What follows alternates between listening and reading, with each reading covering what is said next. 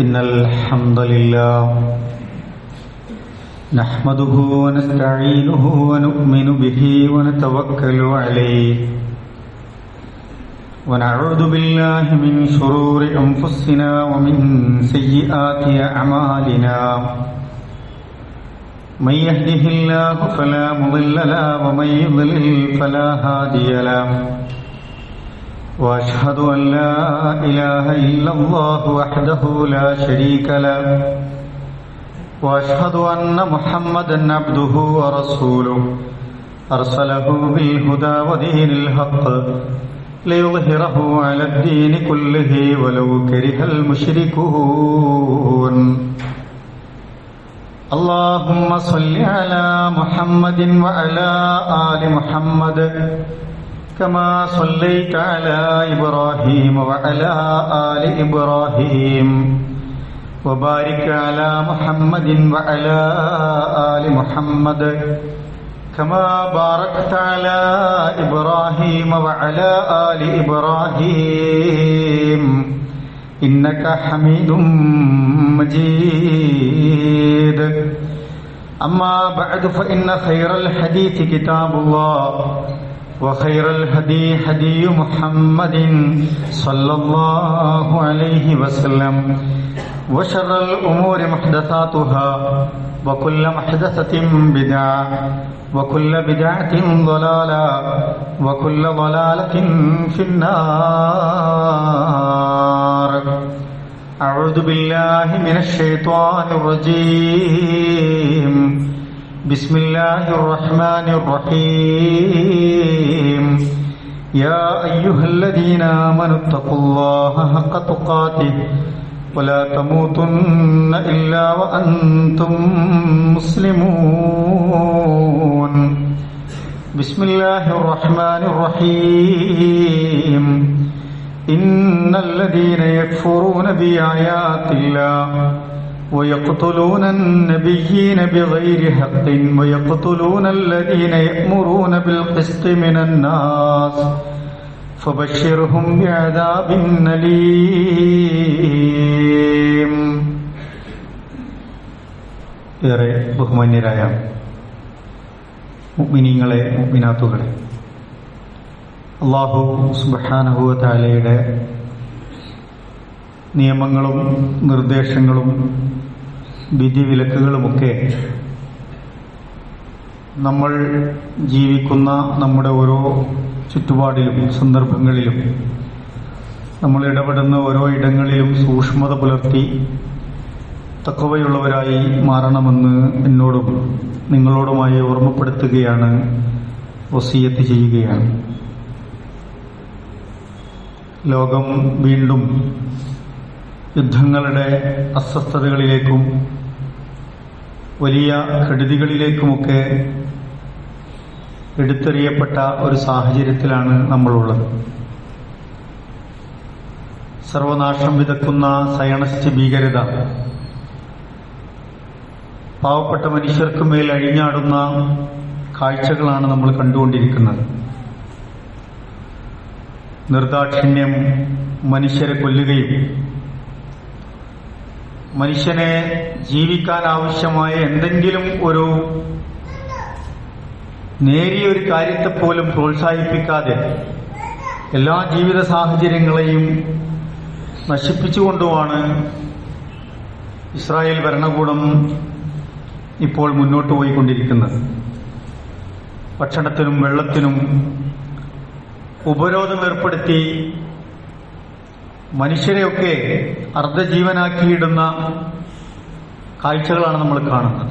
ഈ കാഴ്ചകളിൽ അത് കണ്ട് ആസ്വദിക്കാൻ, ആനന്ദിക്കാൻ മനുഷ്യർക്ക് കഴിയുന്നു എന്ന ഒരു വികാരം സോഷ്യൽ മീഡിയയിലൊക്കെ പരിശോധിച്ചാൽ നമുക്ക് കാണാൻ കഴിയും. എന്തുമാത്രം ക്രൂരതകളാണ് ഇസ്രായേൽ ഭരണകൂടം, സയണിസ്റ്റ് ഭീകരന്മാർ മനുഷ്യരോട് ചെയ്തുകൊണ്ടിരിക്കുന്നത്. 20 മാസത്തിലധികമായി ഗസയിൽ നടത്തിവരുന്ന നരനായാട്ട് അവസാനിപ്പിച്ചിട്ടില്ല. ആശുപത്രികളിലും കുഞ്ഞുങ്ങളുടെ ക്യാമ്പുകളിലും ഭക്ഷണത്തിന്റെ ക്യൂവിലുമൊക്കെയായി നിരന്തരം അതിപ്പോഴും തുടർന്നുകൊണ്ടിരിക്കുകയാണ്. പൊട്ടിയ വയറും ഓട്ടപാത്രങ്ങളുമായി പാതി മരവിച്ച ശരീരവുമായി തകർന്ന് തരിപ്പണമായ ഗസ മുനമ്പിൽ ഒരു നേരത്തെ ഭക്ഷണത്തിനും ഒരു കുപ്പി വെള്ളത്തിനുമൊക്കെ വേണ്ടി കരഞ്ഞു വരി നിൽക്കുന്ന കുഞ്ഞു മക്കളെ കാണുമ്പോൾ ആരുടെ നെഞ്ചാണൊന്ന് പിടഞ്ഞു പോകാതിരിക്കുക. പക്ഷെ എന്നിട്ടും ചോരക്കൊതിയും അധികാരക്കൊതിയും തീരാതെ ഇപ്പോ ഗസക്ക് മേൽ ആഞ്ഞടിക്കുന്നത് പോലെ തന്നെ ഇതിനേക്കാൾ രൂക്ഷമായ രീതിയിൽ ഇറാനെതിരെ തിരിഞ്ഞിരിക്കുന്ന ഒരു സന്ദർഭത്തിലാണ് നമ്മളുള്ളത്. ജൂത ഭരണകൂടം, ജൂതരാണ് എന്ന് അഹങ്കാരം നടിച്ചുകൊണ്ടിരിക്കുന്ന മനുഷ്യർ ഇത്തരത്തിൽ ജൂതന്മാരുടെ മാനസികമായ അവസ്ഥ, അവരുടെ സ്വഭാവ പെരുമാറ്റ കാര്യങ്ങളെക്കുറിച്ചൊക്കെ ഖുർആൻ സൂചിപ്പിക്കുന്നുണ്ട്. ജൂതരുടെ മനസ്സിലെ പകയെക്കുറിച്ച്, അവരുടെ മാനസികാവസ്ഥകളെക്കുറിച്ച് ഖുർആൻ ഒരിടത്ത് നമ്മെ പഠിപ്പിക്കുന്നത് വൽഖൈനാ ബൈനഹുമുൽ അദാവത വൽ ബഗ്ളാ ഇലാ യൗമിൽ ഖിയാമ, ഖിയാമത്ത് നാൾ വരെ അവരുടെ മനസ്സിൽ ഒരു തരത്തിലുള്ള പകയും ശത്രുതയും വിദ്വേഷവും നിലനിൽക്കുമെന്നാണ് ഖുർആൻ ഓർമ്മിപ്പിക്കുന്നത്. മാത്രമല്ല കുല്ലമാ ഊഖദൂ നാറൻ ലിൽ ഹർബി അത്ഫഅ അല്ലാഹ്, ഖുർആൻ ഓർമ്മിപ്പിക്കുന്നത് അവരുടെ ഒരു മാനസികാവസ്ഥ എന്ന് പറയുന്നത് ഒരു സമാധാനത്തോടു കൂടി എപ്പോഴും പോവാന്നുള്ളത്. തൊട്ടടുത്തുള്ളവരോടും മനുഷ്യരോടും അതുപോലെ തന്നെ മറ്റു മതങ്ങളോടുമൊക്കെ എപ്പോഴും യുദ്ധം പ്രഖ്യാപിച്ചുകൊണ്ടിരിക്കുക, ഒരു യുദ്ധം ചെയ്യാനുള്ള ഒരു മാനസികാവസ്ഥ, മറ്റുള്ളവനെ എപ്പോഴും ചൊറിഞ്ഞും അസ്വസ്ഥമാക്കിക്കൊണ്ടിരിക്കാനുള്ള ഒരു മാനസികാവസ്ഥ അവർ ഉണ്ടാക്കുന്നു എന്ന് ഖുർആൻ ഓർമ്മിപ്പിക്കുകയാണ്. പലപ്പോഴായി അവർ യുദ്ധത്തിന് തീ കൊടുക്കുന്നു എന്നാണ് ഖുർആൻ പ്രയോഗിച്ച പ്രയോഗം. അത് അള്ളാഹുവാണ് പലപ്പോഴും കെടുത്തിക്കളയുന്നത്, അള്ളാഹുവാണ് അത് കെടുത്തിക്കളയുന്നത് എന്ന് ഖുർആൻ നമുക്ക് പറഞ്ഞു തരുന്നുണ്ട്. വയസ്അൗന ഫിൽ അർളി ഫസാദ, മറ്റൊന്ന് ഭൂമിയിൽ അവർ നിരന്തരമായി കുഴപ്പങ്ങൾ ഉണ്ടാക്കിക്കൊണ്ടേയിരിക്കുന്നു എന്നാണ്. വല്ലാഹു ലാ യുഹിബ്ബുൽ മുഫ്സിദീൻ, അള്ളാഹു ഒരിക്കലും ഫസാദ് ഉണ്ടാക്കുന്നവരെ ഇഷ്ടപ്പെടുന്നില്ല എന്ന് ഖുർആൻ ഓർമ്മിപ്പിക്കുകയാണ്. അപ്പൊ മനുഷ്യരോടാവട്ടെ, മറ്റു മതങ്ങളോടാവട്ടെ, മറ്റ് ഇസങ്ങളോടാവട്ടെ വിദ്വേഷവും പകയും പുലർത്തുന്ന ഒരു തരത്തിലുള്ള ഒരു പ്രത്യയശാസ്ത്രത്തിന്റെ ഉടമകളാണ് ജൂതന്മാർ എന്ന് ഖുർആൻ നമ്മളെ പഠിപ്പിക്കുകയാണ്. പ്രത്യേകിച്ച് അവരുടെ മതത്തിലേക്ക് മറ്റൊരാളെ പോലെ അവർ അടുപ്പിക്കാറില്ല. ഒരാളെ മതപരിവർത്തനം നടത്തിയോ മതത്തിലേക്ക് ദഅവത്ത് നടത്തിയോ ഒക്കെ കൊണ്ടുവരിക, അത്തരത്തിലുള്ള പ്രവണത പോലും അവർക്കില്ല. കാരണം ജൂതന്മാരാണ് ഏറ്റവും ലോകത്ത് വിശിഷ്ടരായവർ, മറ്റുള്ളവരൊക്കെ ഒരു നികൃഷ്ടരായവരും അല്ലെങ്കിൽ അങ്ങനെ ജീവിതത്തിൽ നിലവാരമില്ലാത്തവരുമൊക്കെയാണ് എന്ന കാഴ്ചപ്പാട് പുലർത്തുന്നു എന്നതാണ് ഇവരുടെ ഒരു പ്രത്യേകത എന്ന് പറയുന്നത്. എന്തുകൊണ്ടാണ് ഇങ്ങനെയൊക്കെ അവർ എടുത്തു പറഞ്ഞത്? അവരുടെ ഈ ഔന്നിത്യം നടിക്കുന്നത് കൊണ്ടാണ്, കിബിർ കാണിക്കുന്നതുകൊണ്ടാണ് അവരുടെ ഈ ഫസാദിനും യുദ്ധത്തിനും അതുപോലെ തന്നെ മറ്റുള്ളവരെ ഇകഴ്ത്തി കാണിക്കുന്ന തരത്തിലുള്ള മാനസികാവസ്ഥ രൂപപ്പെട്ടത്. അവർ ഈ ഔന്നിത്യബോധം കൂടുതലായതുകൊണ്ടാണ്. ഖുർആൻ തന്നെ പറഞ്ഞു, വഖാലത്തിൽ യഹൂദു വന്നസ്വാറ നഹ്നു അബ്നാഉല്ലാഹി വഅഹിബ്ബാഉഹു, യഹൂദന്മാരും ക്രിസ്ത്യാനികളും പറഞ്ഞു. എന്താ അവർ പറഞ്ഞത്? നഹ്നു അബ്നാഉല്ലാഹ്, ഞങ്ങൾ അള്ളാഹുവിന്റെ മക്കളാണ് എന്നാണ്. ഞങ്ങളാണ് ദൈവത്തിന് ഏറ്റവും പ്രിയപ്പെട്ടവർ, അള്ളാഹുവിന് ഏറ്റവും ഇഷ്ടപ്പെട്ടവർ, അള്ളാഹുവിന്റെ മക്കളാണ് ഞങ്ങൾ. അതുകൊണ്ട് ഞങ്ങൾക്ക് തോന്നിയ പോലെ ചെയ്യും, ഞങ്ങൾ തോന്നിയ പോലെ പ്രവർത്തിക്കും. നിങ്ങളൊന്നും അള്ളാഹുവുമായി ദൈവവുമായി അടുക്കാൻ പ്രിയപ്പെട്ടവരല്ല എന്ന് ഓർമ്മിപ്പിക്കുകയാണ്. വഅഹിബ്ബാഉഹു, അള്ളാഹുവിന് ഏറ്റവും ഇഷ്ടപ്പെട്ടവരും ഞങ്ങളാണ് എന്നാണ് അവരുടെ വീരവാദം എന്ന് പറയുന്നത്. ഇബ്രാഹിം നബി അലൈഹി സ്വലാത്തു വസ്സലാമിന്റെ ഒരു വംശപരമ്പരയിൽ നിന്നാണ് ജൂത സമുദായവും യഹൂദന്മാർ അല്ലെങ്കിൽ അഹ്ലുൽ കിതാബിൽപ്പെട്ടവർ, ബനു ഇസ്രായേലിയർ എന്നൊക്കെ പറയുന്ന പേരിൽ അറിയപ്പെടുന്ന ഇവർ രൂപപ്പെടുന്നത്. ഇബ്രാഹിം നബി അലൈഹി സ്വലാത്തു വസ്സലാമിന്റെ മകൻ ഇസ്ഹാഖ് നബി അലൈഹി സ്വലാത്തു വസ്സലാമിന്റെ മകൻ യാഖൂബ് നബി അലൈഹി സ്വലാത്തു വസ്സലാമിനെ അവരുടെ സമൂഹത്തെ മൊത്തത്തിൽ വിളിച്ച പേരായിരുന്നു ബനു ഇസ്രായേൽ എന്നത്. യാഖൂബ് നബി അലൈഹി സ്വലാത്തു വസ്സലാമിന്റെ 12 മക്കളിൽ പെട്ട യഹൂദ എന്നുള്ള ഒരു മകന്റെ പേരിലാണ് യഹൂദ മതം, യഹൂദന്മാർ എന്നത് ഉണ്ടായത് എന്നൊക്കെ ചില രേഖകളിലൊക്കെ പറയപ്പെടുന്നുണ്ട്. മറ്റു പല അഭിപ്രായങ്ങളും നമുക്ക് കാണാൻ കഴിയും.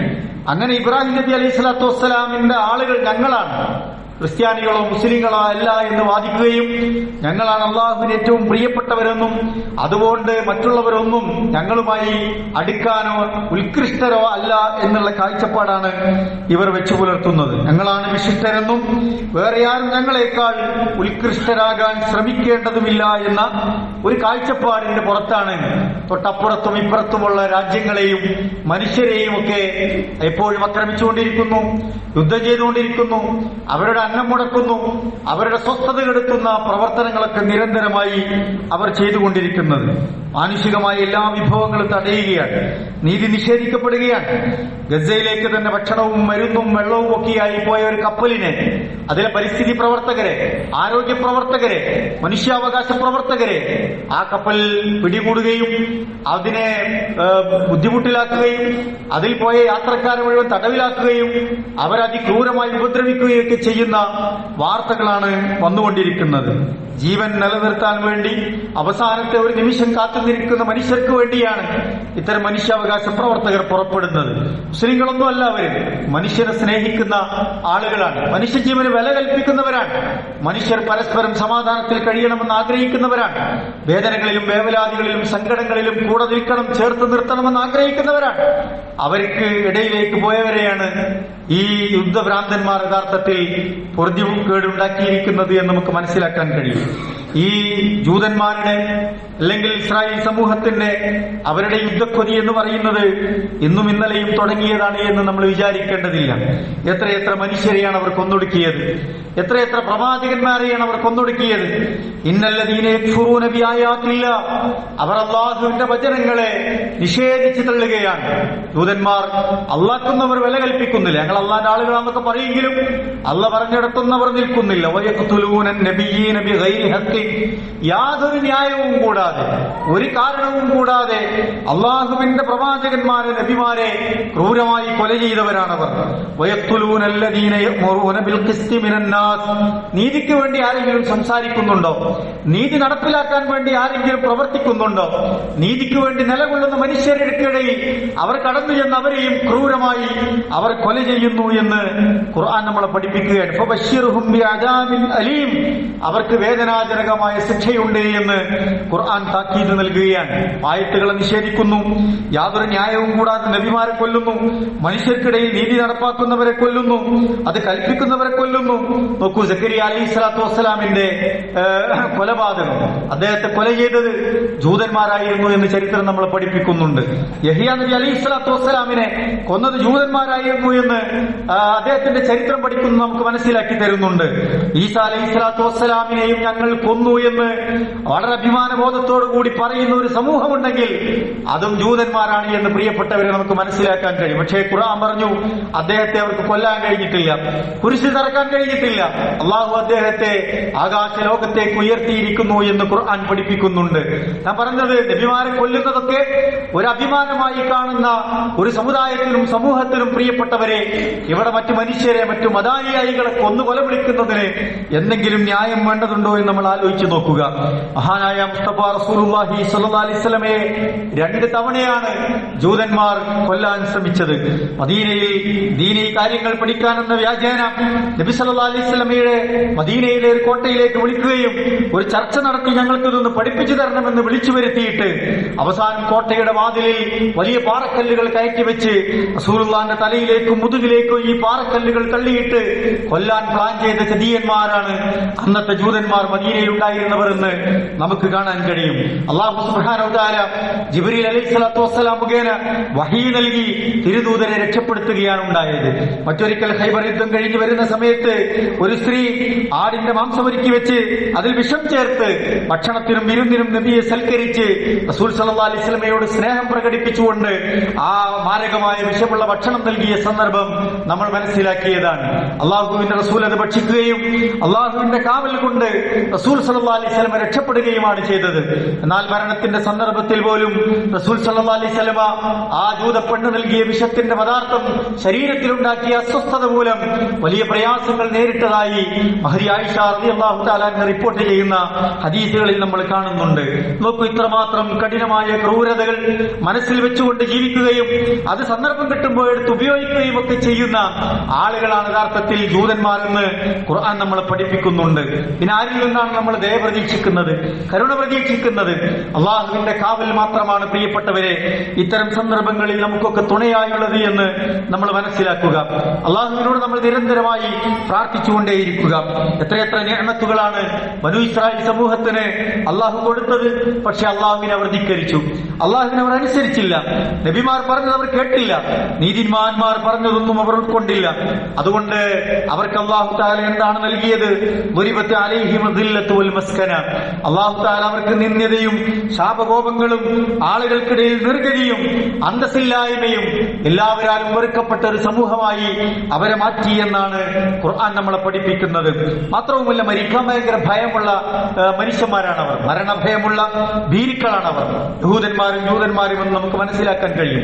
മറ്റുള്ളവൻ ഇങ്ങോട്ടെന്തെങ്കിലും ചെയ്യുമോ എന്ന് കരുതി ഭയപ്പെട്ട് നിരന്തരമായി ആയുധങ്ങൾ വാങ്ങിക്കൂട്ടുന്നു, വലിയ വലിയ ആയുധങ്ങൾ നിർമ്മിച്ചുകൊണ്ടിരിക്കുന്നു. മറ്റുള്ളവനേക്കാൾ മെച്ചപ്പെട്ട ആയുധങ്ങൾ ഞങ്ങളെടുത്തുണ്ട് എന്ന് അവകാശവാദം ഉന്നയിക്കുന്നു. രാജ്യത്തിന്റെ അതിർത്തികളിൽ മുഴുവൻ പ്രത്യേകതരം അതിലുള്ള സംവിധാനങ്ങൾ ജീവിതം നിലനിർത്താനും കൂടുതൽ കാലം ജീവിക്കാനും ആയുഷ് നീട്ടിക്കെട്ടാനും ആഗ്രഹിച്ച് മരണത്തെ പഠിച്ച് ജീവിക്കുന്ന ഒരു ജനതയായി അവർ മാറിയിരിക്കുന്നു. അതിനുള്ള സന്നാഹങ്ങളൊക്കെ അവർ നിർവഹിച്ചുകൊണ്ടിരിക്കുകയാണ്. ആരെങ്കിലും തന്റെ രാജ്യത്തെ എന്തെങ്കിലും പ്രയാസപ്പെടുത്തുന്നുവെങ്കിൽ, മനുഷ്യർക്ക് നേരെ അവിടെ ജീവിക്കാനുള്ള അവകാശത്തിന് വേണ്ടി സംസാരിക്കുന്നുവെങ്കിൽ പോലും അത്തരം ആളുകളെ നിരന്തരമായി കൊന്നുകളയുകയാണ്. ഇറാനിലേക്ക് എന്തിന്റെ പേരിലാണ് അവർ കടന്നു കയറിയത്? ഒരു രാജ്യത്തിന്റെ അധികാരമുണ്ട്, അവരുടെ അവകാശങ്ങളുണ്ട്, അവരുടെ സ്വാതന്ത്ര്യമുണ്ട്. പരമമായ അവരുടെ പരമാധികാരമുള്ള ഒരു സ്വാതന്ത്ര്യ കിട്ടിയ ഒരു രാജ്യത്ത് വളരെ ക്രൂരമായി കടന്നു കയറുകയാണ്. അവിടുത്തെ ഭരണാധികാരികളെ കൊന്നൊടുക്കുകയാണ്, അവിടുത്തെ സാധാരണ മനുഷ്യരെ കൊന്നൊടുക്കുകയാണ്, അവിടുത്തെ ഉന്നതമായ പൗരന്മാരെ കൊന്നു തള്ളുകയാണ്. എന്തിന്റെ പേരിലാണ് എന്ന് നമ്മൾ ആലോചിച്ചു നോക്കണം. ഇവരുടെ ജീവിതത്തിന് വേണ്ടി, ഇവരുടെ സ്വസ്ഥത ആഗ്രഹിച്ചുകൊണ്ട്, ഇവർ നാളെ നമുക്കെതിരാകുമോ എന്ന് ഭയപ്പെട്ടുകൊണ്ട്, നാളെ മരിക്കാനുള്ള ഭയം കൊണ്ട് ജീവിതത്തിന് വേണ്ടി, ഒരു ആർത്തി പിടിച്ച ജീവിതത്തിന് വേണ്ടി അവർ മുന്നോട്ട് പോവുകയാണ്. 1000 കൊല്ലം ജീവിക്കാനുള്ള ആയുസ് കിട്ടണമെന്ന് ആഗ്രഹിക്കുന്ന മനുഷ്യർ അവിടെയുണ്ട് എന്നതാണ് നമ്മൾ അത്ഭുതപ്പെടുത്തുന്നത്. അത്ര കാലമെങ്കിലും കിട്ടിയാൽ ജീവിക്കണമെന്ന് ആഗ്രഹിച്ചുകൊണ്ടിരിക്കുന്ന മനുഷ്യർക്ക് മരണത്തെ പേടിയുണ്ടാവുക സ്വാഭാവികമാണ്. വീടുണ്ടാക്കുമ്പോൾ തന്നെ അതിന്റെ അടിത്തട്ടിൽ ബങ്കറുകൾ പ്രത്യേകമായി സംവിധാനം ചെയ്ത് വീടുണ്ടാക്കുന്ന ഒരു ഖൗമ് ലോകത്ത് വേറെ ഉണ്ടാകുമ്പോൾ നമ്മൾ ആലോചിച്ചാൽ മതി. വീടുണ്ടാക്കുമ്പോൾ തന്നെ വീട് തന്നെ നമ്മളെ ഒരു സുരക്ഷിതത്വത്തിനും സമാധാനത്തിനും വേണ്ടിയാണ്. അവിടെ തന്നെ സമാധാനവും സുരക്ഷിതത്വവും നഷ്ടപ്പെടുമെന്ന് ഭയന്ന് സ്വന്തം വീടുകൾക്കിടയിൽ ബങ്കറുകൾ ഉണ്ടാക്കി ജീവിക്കാൻ വിധിക്കപ്പെട്ട ഒരു ഖൗമാണ് യഥാർത്ഥത്തിൽ ജൂതന്മാരെന്ന് പറയുന്നത്. മാത്രമല്ല, ഖുർആൻ പറഞ്ഞു ലതജിദന്ന അശദ്ദന്നാസി അദാവതൻ ലില്ലദീന ആമനു വൽ യഹൂദ് എന്നാണ്. യഹൂദന്മാർക്കാണ് മുഅ്മിനീങ്ങളോട്, വിശ്വാസികളോട്, മുസ്ലിമീങ്ങളോട് ഏറ്റവും കഠിനമായ പകയും ശത്രുതയും വിദ്വേഷവും ഉള്ളത് എന്ന് ഖുർആൻ നമ്മളെ പഠിപ്പിക്കുന്നുണ്ട്. ആ തിമൂത്ത് ഇവർക്കെല്ലാം വെട്ടിപ്പിടിച്ച് അധികാരം കിട്ടിയാലോ നമ്മൾ പറയും എന്തു നല്ല പ്രോഡക്റ്റ് ആണ് ഇസ്രായേലിന്റെ പ്രോഡക്റ്റ്, നല്ല കമ്പനികളാണ് അവരുടെ കമ്പനികൾ, എല്ലാം നല്ല സിസ്റ്റത്തിലാണ് വർക്ക് ചെയ്യുന്നത്. അവർക്ക് അധികാരവും സൗകര്യമൊക്കെ കിട്ടിയാൽ രാജ്യം ഒരുപാട് രക്ഷപ്പെടും, നമ്മൾ ഉപയോഗിക്കുന്ന വസ്തുക്കൾ മെച്ചപ്പെടും, സാങ്കേതിക സംവിധാനങ്ങൾ നമുക്ക് ഉപകാരപ്പെടും. വെറുതെ തോന്നുകയാണ്. ഖുർആൻ പറയുന്നുണ്ട്, അവർക്ക് എന്തെങ്കിലും നിലക്കുള്ള അധികാരം കിട്ടിയാൽ അംലഹും നസീബും മിനൽ മുൽക്ക്, എന്തെങ്കിലും അധികാരം അത്തരത്തിൽ പൂർണ്ണമായി അവർക്കുണ്ടോ? ഉണ്ടെങ്കിൽ തന്നെ ഫൈനല്ലാ യുതൂന അന്നാസ നഖീറ, മനുഷ്യർക്ക് ഉപകാരമുള്ള, ആളുകൾക്ക് ഗുണം പകരുന്ന ഒരു ചെറിയ ഒരു അണുമണി തൂക്കം പോലും ഒരു ഉപകാരവും ഒരാൾക്കും അവർ നൽകുകയില്ല എന്ന് ഖുർആൻ കൃത്യമായി പഠിപ്പിക്കുകയാണ്. ഇതൊക്കെയാണ് പ്രിയപ്പെട്ടവരെ അവരുടെ സ്വഭാവം എന്ന് പറയുന്നത്. ഖുർആൻ എന്തിനായിരിക്കും ഇത് നമ്മളെ പഠിപ്പിച്ചത്? ഈ കാര്യങ്ങൾ ഒന്ന് പഠിച്ചു മനസ്സിലാക്കാനാണ്. രണ്ടാമത്തത്, ഇത്തരത്തിലുള്ള വൃത്തികെട്ട സ്വഭാവം മുഅ്മിനീങ്ങളുടെ ജീവിതത്തിൽ ഉണ്ടാകാൻ പാടില്ല എന്നതാണ്. അതാണ് ഏറ്റവും പ്രധാനം എന്ന് പറയുന്നത്. നമ്മുടെ ജീവിതത്തിൽ ഇത്തരത്തിലുള്ള സ്വഭാവ പെരുമാറ്റങ്ങൾ ഉണ്ടാകാൻ പാടില്ല എന്നതാണ്. അത് കുടിപ്പകയാവട്ടെ, പരസ്പരമുള്ള ശത്രുതയാവട്ടെ, ഫിത്നയും ഫസാദും ഉണ്ടാക്കലാവട്ടെ, യുദ്ധത്തോടുള്ള ഒരു തരത്തിലുള്ള കൊതിയാവട്ടെ, ആർത്തി പിടിച്ച മരണത്തെ ഭയപ്പെട്ടുകൊണ്ടുള്ള ഒരു ജീവിതമാവട്ടെ, ഇത്തരത്തിലുള്ള മാനസികാവസ്ഥകൾ മുഅ്മിനീങ്ങൾക്ക് ഉണ്ടാകാൻ പാടില്ല എന്നതാണ് ഖുർആൻ നമ്മളെ പഠിപ്പിക്കുന്നത്. നമുക്ക് എന്താണ് ചെയ്യാനുള്ളത്? നന്നായി പ്രാർത്ഥിക്കുക എന്നതാണ്, പ്രതിരോധം തീർക്കുക എന്നതാണ്, നീതിയുടെ പക്ഷത്ത് നിലയുറപ്പിക്കാൻ നമുക്ക് കഴിയുക എന്നതാണ്. ഇതെന്നോ നാളെ അവസാനിക്കുമെന്ന് നമ്മൾ പ്രതീക്ഷിക്കേണ്ടതില്ല. റസൂൽ സല്ലല്ലാഹു അലൈഹി വസല്ലമയുടെ വചനങ്ങളിൽ ഇതന്ത്യനാൾ വരെ പല രീതിയിലായി, പല രൂപത്തിലായി, പല കോലത്തിലായി തുടർന്നുകൊണ്ടേയിരിക്കും ഇത്തരം ഷർറുകളെന്ന് റസൂലുള്ളാഹി സ്വല്ലല്ലാഹു സല്ലല്ലാഹു അലൈഹി വസല്ലമ നമുക്ക് താക്കീത് നൽകുന്നുണ്ട്. അതിനനുസരിച്ചുള്ള മുൻകരുതലുകൾ, അതിനനുസരിച്ചുള്ള പ്രതിരോധങ്ങൾ, അതിനനുസരിച്ചുള്ള ബുദ്ധിപരമായ നീക്കങ്ങൾ ഒക്കെ നമ്മൾ നമ്മുടേതായ സുരക്ഷിതത്വത്തിനും നമ്മുടെ സുഖകരവും സന്തോഷകരവും സമാധാനപൂർണമായ ജീവിതത്തിനും ആവശ്യമായ കാര്യങ്ങൾ നമ്മൾ പ്ലാൻ ചെയ്യുക എന്നതാണ് പ്രധാനം. റസൂൽ സല്ലല്ലാഹു അലൈഹി വസല്ലമ പറഞ്ഞു, ലാ തഖൂമു സ്സാഅ ഹത്താ തുഖാതിലുൽ യഹൂദ്. യഹൂദന്മാരുമായി അവസാന നാളെടുക്കുമ്പോ മുസ്ലിമീങ്ങൾ യുദ്ധത്തിൽ ഏർപ്പെടുന്ന ഒരു സന്ദർഭം വരുമെന്നാണ് പ്രിയപ്പെട്ടവരെ. ആ അവസാന ഘട്ടത്തിലെത്തുമ്പോ അവർ ദജ്ജാലിനെയൊക്കെ കൂട്ടുപിടിച്ച് ആയിരക്കണക്കിന് പാരാവാരങ്ങളുമായി ദജ്ജാലിനോട് കൂട്ടുചേർന്ന് യഹൂദന്മാർ മുസ്ലിങ്ങൾക്കെതിരെ യുദ്ധം പ്രഖ്യാപിക്കുന്ന സന്ദർഭം വരുമെന്നാണ്. പക്ഷെ ആ യുദ്ധത്തിൽ അവസാനം മുസ്ലിമീങ്ങൾ രക്ഷപ്പെടുകയും വിജയിക്കുകയും ചെയ്യുമെന്നാണ് റസൂൽ സല്ലല്ലാഹു അലൈഹി വസല്ലമ നമുക്ക് വാഗ്ദാനം നൽകുന്ന വലിയ പ്രവചനം എന്ന് പറയുന്നത്. അതുകൊണ്ട് നമ്മൾ നമ്മുടെ ജീവിതത്തെ ചിട്ടപ്പെടുത്തുക. നമ്മളെ സംബന്ധിച്ചിടത്തോളം ഈ ദുനിയാവ് എന്ന് പറയുന്നത് മരണത്തിന് മുന്നോടിയായുള്ള ഒരു ചെറിയ കാലഘട്ടമാണ്. അവിടെ കുറ്റകൃത്യങ്ങളിൽ ഒന്നും പെടാതെ, മോശമായ പ്രവർത്തനങ്ങൾ ചെയ്യാതെ നമ്മൾ നമ്മുടെ ജീവിതത്തെ പെർഫെക്റ്റ് ആക്കുക. വിശ്വാസപരമായി നമ്മൾ നമ്മുടെ പുഴുക്കുത്തുകളെ കൃത്യമാക്കി പരിഹരിക്കുക. ജീവിതത്തിൽ കർമ്മങ്ങളെ നന്നാക്കുക. ധാരാളമായി അള്ളാഹുവിലേക്ക് ദിക്റുകൾ കൊണ്ടും ദുആകൾ കൊണ്ടും സ്വലാത്തുകൾ കൊണ്ടും നമ്മൾ അള്ളാഹുവിലേക്ക് അടുക്കുക. എപ്പോഴും അള്ളാഹുവിനെ ഓർത്തുകൊണ്ട് ജീവിക്കാൻ നമ്മൾ ശ്രമിക്കുക. ബന്ധങ്ങളൊക്കെ നമ്മൾ പരസ്പരം നന്നാക്കിയെടുക്കുക. പോരായ്മകൾ പരിഹരിക്കുക. അള്ളാഹുവിന് ഇഷ്ടമില്ലാത്ത കാര്യങ്ങളിൽ നമ്മൾ പ്രത്യേകമായി അത് തിരുത്തി തൗബ ചെയ്ത് അള്ളാഹുവിലേക്ക് മടങ്ങാൻ നമ്മൾ തയ്യാറാവുക. സംഭവിച്ചു പോയ തെറ്റുകളിൽ ഖേദം പ്രകടിപ്പിച്ച് നമ്മൾ ജീവിതത്തെ മുന്നോട്ട് കൊണ്ടുപോവുക എന്നതാണ് ഏറ്റവും പ്രധാനമെന്ന് പറയുന്നത്. അള്ളാഹു സുബ്ഹാനഹു വ തആല നമുക്ക് നൽകിയ അനുഗ്രഹങ്ങളെ കുറിച്ച് നമ്മൾ ഓർക്കുക. ഫലസ്തീനിലും ഗസയിലും ഇറാനിലും ലെബനാനിലും ലിബിയയിലും ഈജിപ്തിലും അങ്ങ് സിറിയയിലും ലോകത്തിന്റെ വ്യത്യസ്ത ഭാഗങ്ങളിലൊക്കെ നമ്മൾ യുദ്ധവീതിയിൽ കഴിഞ്ഞുകൂടുന്ന ജനങ്ങളെ ഒന്നെടുത്ത് പരിശോധിച്ചാൽ മതി. കിട്ടിയ കെട്ടും പാണ്ഡവുമായി അടിവസ്ത്രം കിട്ടിയത് അതുമാത്രം ഉടുത്ത് രക്ഷപ്പെടുന്ന മനുഷ്യരെയൊക്കെ നമ്മൾ കാണുകയാണ്. ജീവിതത്തിന് വിലയുണ്ട്, ജീവന് വിലയുണ്ട്. ജീവിതം എല്ലാവരും ആഗ്രഹിക്കുന്നുണ്ട്. അത് സ്വസ്ഥതയും സമാധാനവും ഉള്ളതാകണം എന്ന് നമ്മൾ ആഗ്രഹിക്കുന്നുണ്ട്. നമ്മൾ നന്നായി പ്രാർത്ഥിക്കേണ്ടതുണ്ട് പ്രിയപ്പെട്ടവരെ. അല്ലാഹു തആല എത്രയോ നിഅമത്തുകൾ നമുക്ക് നൽകിയിട്ടില്ലേ? നമ്മുടെ ആരോഗ്യം വലിയ നിഅമത്താണ്. നമ്മുടെ സമ്പത്ത് വലിയ നിഅമത്താണ്. നമ്മുടെ കുടുംബം വലിയ നിഅമത്താണ്. നമ്മുടെ നാട്ടിൽ പള്ളികളും മഹല്ലുകളും സംവിധാനങ്ങളും ഒക്കെ വലിയ നിഅമത്താണ്. പക്ഷേ നമ്മൾ എന്താണ് അള്ളാഹുവിന് തിരിച്ചു കൊടുക്കുന്നത് എന്ന് നമ്മൾ ആലോചിച്ചു നോക്കുക. പള്ളിയിലേക്ക് വരുമ്പോ വെള്ളിയാഴ്ച ജുമാ ദിവസം മുഅ്മിനീങ്ങളുടെ ഹജ്ജ് പോലെ നമ്മൾ കാണേണ്ട കർമ്മമാണ് വെള്ളിയാഴ്ച ജുമാ ദിവസം എന്ന് നമുക്കറിയാത്തതാണോ? നമ്മൾ പഠിക്കാത്തതാണോ? നമ്മൾ ചെറുപ്പകാലം തൊട്ട് വെള്ളിയാഴ്ചയുടെ പ്രാധാന്യത്തെക്കുറിച്ച് എത്ര കേട്ടതാണ്. എന്നിട്ടും നമ്മൾ എന്തുകൊണ്ടാണ് ബാങ്ക് വിളിക്കുന്നത് വരേക്കും കാത്തു നിൽക്കുന്നത്? അങ്ങാടികളിലും കവലകളിലും ഒക്കെയായി സമയം കളയുന്നത് എന്തിനാണ്? ബാങ്ക് വിളിക്കുന്നതോടുകൂടി അള്ളാഹുവിന്റെ മലായികത്തുകൾ നമ്മുടെ ജുമയുടെ കണക്ക് പുസ്തകങ്ങൾ അടച്ചുവെച്ച് ജുമയുടെ ഖുത്ബ കേൾക്കാൻ നമുക്കിടയിൽ കയറിയിരിക്കുമെന്ന് റസൂൽ സല്ലല്ലാഹു അലൈഹി വസല്ലമയുടെ ഹദീസുകൾ നമ്മൾ എത്ര തവണ കേട്ടതാണ്. എന്നിട്ടും നമ്മൾ എന്താണ് ജുമയുടെ സമയത്തിന് മുമ്പ് പള്ളിയിലെത്താൻ താമസിക്കുന്നത് എന്ന് നമ്മൾ ആലോചിച്ചു നോക്കുക. അള്ളാഹുവിന്റെ ഏത് നിഅമത്തിനെയാണ് നമ്മൾ ആഗ്രഹിക്കുന്നത്? അള്ളാഹുവിന്റെ ഏത് ബർക്കത്തിനെയാണ് നമ്മൾ ആഗ്രഹിക്കുന്നത്? നമ്മൾക്ക് ചെയ്യാൻ പറ്റുന്ന എല്ലാം അള്ളാഹു നൽകിയിട്ടും അള്ളാഹുവിന്റെ 5 നേരത്തെ വിളി കേൾക്കുമ്പോ അള്ളാഹുവിന്റെ പള്ളിയിൽ വന്നൊന്ന് സുജൂദിൽ വീഴാൻ നമുക്ക് സാധിക്കുന്നില്ല എങ്കിൽ നമ്മൾ എന്താണ് റബ്ബിന് തിരിച്ചു കൊടുക്കുന്നത്?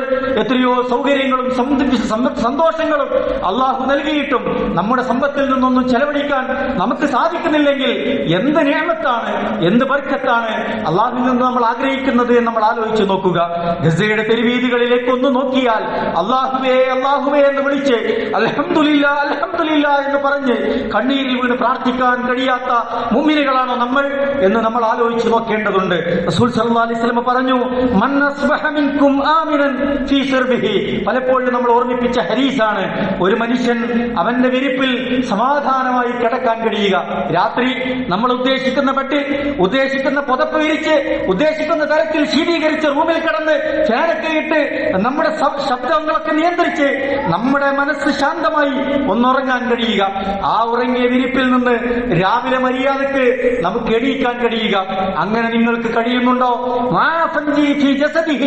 ആരോഗ്യത്തോടുകൂടി രാവിലെ ഉണർന്നെണീക്കാൻ നിങ്ങൾക്ക് കഴിയുന്നുണ്ടോ ഇന്ദ ഖൂത്തി യൗമിഹി, അതാത് ദിവസത്തെ അധ്വാനത്തിന് നിങ്ങൾക്ക് പോകാൻ കഴിയുന്നുണ്ടോ? ആ ഒരു ദിവസത്തെ ഭക്ഷണം നിങ്ങൾക്ക് ലഭ്യമാകുന്നുണ്ടോ?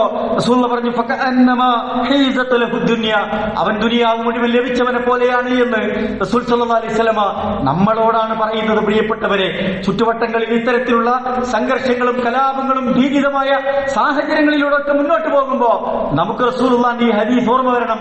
ജീവിതത്തിൽ നമുക്ക് കിട്ടിയ ഈ സമയത്തെ, ഈ ആരോഗ്യത്തെ, ഈ സന്ദർഭങ്ങളെ എന്തിനാണ് നമ്മൾ ഉപയോഗിച്ചുകൊണ്ടിരിക്കുന്നത് എന്ന് നമ്മൾ ആലോചിക്കണം.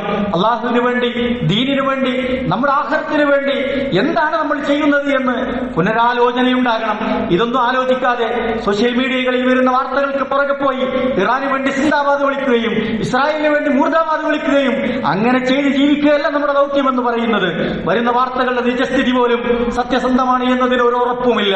ആർക്കും ഉറപ്പില്ലാത്ത വാർത്തകളാണ് നമ്മുടെ സോഷ്യൽ മീഡിയ പുറത്തുവിട്ടുകൊണ്ടിരിക്കുന്നത്. അവിടെ സോഷ്യൽ മീഡിയയിൽ യുദ്ധം നടത്തിയത് കൊണ്ട് നമ്മുടെ ആഖിറം ഖൈറാവില്ല എന്ന് നമ്മൾ ആലോചിക്കണം.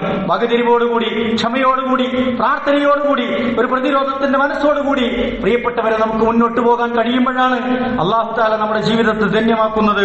അല്ലാഹു നമ്മയൊക്കെ അനുഗ്രഹിക്കുമാറാവട്ടെ.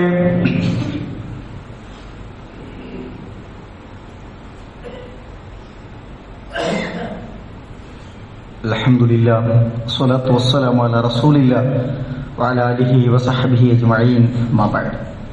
അല്ലാഹുവിനെ സൂക്ഷിച്ച് ജീവിക്കണമേ എന്ന് ഒരിക്കൽ കൂടി ഓർമ്മപ്പെടുത്തുകയാണ്, വസിയത്ത് ചെയ്യുകയാണ്. നമ്മളെ സംബന്ധിച്ചിടത്തോളം നമുക്ക് കിട്ടിയ നിഅമത്തിൽ അല്ലാഹുവിനെ സ്തുതിക്കുകയും ചുറ്റുവട്ടങ്ങളിൽ വേദനിക്കുന്നവർക്ക് വേണ്ടി പ്രാർത്ഥിക്കുകയും ഒക്കെ ചെയ്യുക എന്നതാണ് നമുക്ക് ചെയ്യാനുള്ളത്. ആധുനിക കാലത്തെ യുദ്ധമെന്ന് പറയുന്നത്, യുദ്ധമുറകളെന്ന് പറയുന്നത് എല്ലാ നൈതികതയും മാനുഷികതയും നീതിയുമൊക്കെ കാറ്റിൽ പറത്തിയുള്ള യുദ്ധങ്ങളാണ് നടക്കുന്നത്. ആരൊക്കെ തമ്മിലാണ് യുദ്ധം? പാവപ്പെട്ട കുഞ്ഞുങ്ങൾ, സ്ത്രീകൾ, വൃദ്ധർ, അസുഖബാധിതർ, ഇങ്ങനെ നിരായുധരായ നിരപരാധികളായ എത്രയോ മനുഷ്യരാണ് കൊന്നൊടുക്കപ്പെടുന്നത്. യുദ്ധം എന്ന് പറയുന്നത് സർവനാശമാണ്. അതെവിടെ തുടങ്ങിയാലും നാശം തന്നെയാണ്. യുദ്ധമൊക്കെ നമുക്കൊരു ഹരമായി തോന്നുന്നത് അതൊക്കെ നമ്മുടെ വിട്ടുമുറ്റത്തേക്ക് എത്താത്തത് കൊണ്ട് മാത്രമാണ്. അല്ലാത്തവർക്കൊക്കെ പ്രയാസമാണ് യുദ്ധമെന്ന് പറയുന്നത്. അതിൽ പ്രിയപ്പെട്ടവർ, നമ്മുടെ തൊട്ടപ്പുറത്തും ഇപ്പുറത്തൊക്കെ ജീവിച്ചിരിപ്പ് ഉള്ളത് കാണുന്നത് കൊണ്ടാണ് നമുക്കൊക്കെ യുദ്ധഹരായി തോന്നുന്നത്. അല്ലാത്തവർക്കൊക്കെ യുദ്ധം ഒരു ഭീഷണിയും വേദനയും സങ്കടങ്ങളും മാത്രമാണ് സമ്മാനിക്കുന്നത് എന്ന ഒരു ബോധം നമുക്കുണ്ടാകാം. ഇസ്ലാമിന്റെ യുദ്ധത്തിന്റെ കാഴ്ചപ്പാടെന്ന് പറയുന്നത് ഒന്ന് പ്രതിരോധത്തിന് വേണ്ടി മാത്രമാണ്, ഒരാളെ കൊല്ലാനല്ല യഥാർത്ഥത്തിൽ. നമ്മുടെ ഒരു പ്രതിരോധ മാർഗമായാണ് ഇസ്ലാം അത് കാണുന്നത്. മറ്റൊരു യുദ്ധ സന്ദർഭം എന്ന് പറയുന്നത് പൊതുസമൂഹത്തിന്റെ സംരക്ഷണം ഏറ്റെടുക്കേണ്ട ഒരു സന്ദർഭം ഉണ്ടാകുമ്പോഴാണ്. പൊതുസമൂഹത്തെ മൊത്തം ബാധിക്കുന്ന ഒരു പ്രശ്നം വരുമ്പോ, ഒരു യുദ്ധ സാഹചര്യം വരുമ്പോ ഇസ്ലാം യുദ്ധം പ്രഖ്യാപിക്കുന്നു. മറ്റൊന്ന് നമ്മുടെ തന്നെ അസ്തിത്വത്തിന്റെ നിലനിൽപ്പിന് വേണ്ടിയുള്ള പോരാട്ടമാണ് യുദ്ധ സന്ദർഭം വരുന്നത് എന്ന് നമ്മൾ മനസ്സിലാക്കേണ്ടതുണ്ട്.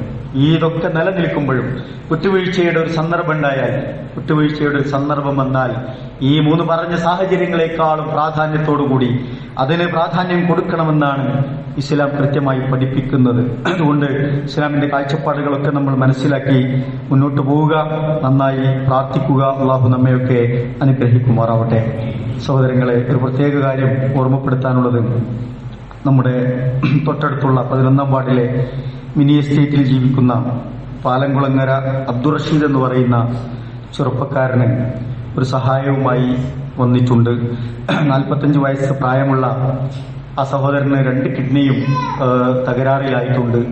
മാത്രമല്ല വളരെ ചെറുപ്പത്തിൽ അദ്ദേഹത്തിന്റെ 2 കുട്ടികൾ നേരത്തെ മരണപ്പെട്ടിട്ടുണ്ട്. നമ്മുടെ പഞ്ചായത്തിലെ ഉത്തരവാദപ്പെട്ട ആളുകളും നാട്ടുകാരുമൊക്കെ അദ്ദേഹത്തിന്റെ ഈ ഒരു അസുഖത്തിൽ നിന്ന് രക്ഷപ്പെടാൻ, പ്രയാസങ്ങൾ കുറയാൻ ഈ കിഡ്നി മാറ്റിവെച്ചാൽ സാധിക്കുമെന്നാണ് ഡോക്ടർമാർ നിർദ്ദേശിച്ചിട്ടുള്ളത്. അതിനു വേണ്ടിയിട്ടുള്ള ഒരു ധനസമാഹരണം നടത്താൻ വേണ്ടിയുള്ള ഒരു കാര്യം നമ്മുടെ ഉത്തരവാദപ്പെട്ട ആളുകളൊക്കെ അറിയിച്ചിട്ടുണ്ട്. അദ്ദേഹം ഈ പ്രയാസങ്ങളൊക്കെ ഉണ്ടായപ്പോഴും സിയാങ്കണ്ടത്ത് ഒരു ഹോട്ടലൊക്കെ നടത്തി തന്നാലാവുന്ന രൂപത്തിൽ അധ്വാനിച്ച് ജീവിക്കണമെന്ന് ആഗ്രഹിക്കുകയും അങ്ങനെ ജീവിക്കുകയും ചെയ്ത ഒരു ചെറുപ്പക്കാരനാണ്. അദ്ദേഹത്തിന് അതിനിടയിൽ ഷുഗർ കൂടി അദ്ദേഹത്തിന്റെ കാലിലെ വിരലൊക്കെ മുറിച്ചു മാറ്റേണ്ട ഒരു സാഹചര്യം കൂടി വന്നിട്ടുണ്ട്. വലിയ പരീക്ഷണങ്ങളിലൂടെയാണ് ആ സഹോദരൻ മുന്നോട്ട് പോകുന്നത്. അള്ളാഹു സുബ്ഹാനഹു വ തആല അദ്ദേഹത്തിന്റെ രോഗത്തെ ശിഫിയാക്കി കൊടുക്കുമാറാവട്ടെ. പരീക്ഷണങ്ങൾ അതിജയിക്കാനുള്ള ഈമാനും ക്ഷമയും അള്ളാഹു നൽകി അനുഗ്രഹിക്കുമാറാവട്ടെ. ആ സഹോദരൻ അർഹമായ പ്രതിഫലം നൽകി അനുഗ്രഹിക്കുമാറാവട്ടെ. സഹോദരങ്ങളെ, പ്രാർത്ഥിക്കുന്നതോടൊപ്പം അടുത്ത ആഴ്ച, വരുന്ന ആഴ്ച ആ സഹോദരന് വേണ്ടി നമ്മൾ നല്ലൊരു കളക്ഷൻ എടുത്തു കൊടുക്കണം എന്ന് ആഗ്രഹിക്കുന്നുണ്ട്. 2 കിഡ്നിയൊക്കെ മാറ്റിവെക്കണം എന്നൊക്കെ ഉണ്ടെങ്കിൽ കിഡ്നി സംബന്ധമായ അസുഖങ്ങളുടെ ചെലവുകൾ നമുക്കറിയാം. ലക്ഷക്കണക്കിന് ഭാരിച്ച തുകയാണ് അതിന് വരിക.